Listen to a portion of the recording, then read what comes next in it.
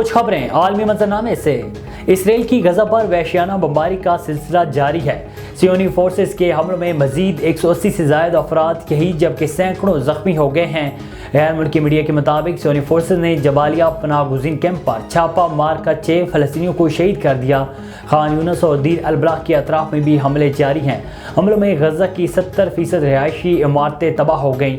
Media reports के मुताबिक Israeli फौज ने मकबूजा मगरबी किनारे में भी 319 अफराद को शहीद कर दिया जबकि 8800 से ज्यादा जख्मी हुए। हमास ने गुज़श्ता 4 रोज़ के दौरान 16 इसराइली फौजी हलाक करने का दावा किया है।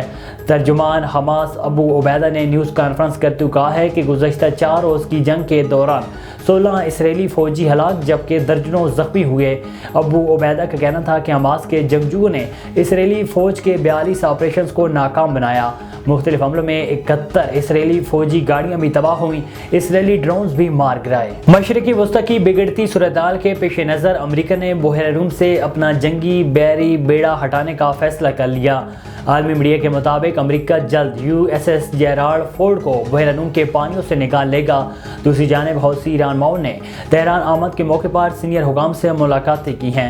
मुलाकात के दौरान यमनी हौसी ईरान माउन और ईरानी हुकाम की गजा में तशवीनाक सूरत-ए-हाल पर तबादला ख्याल किया गया है।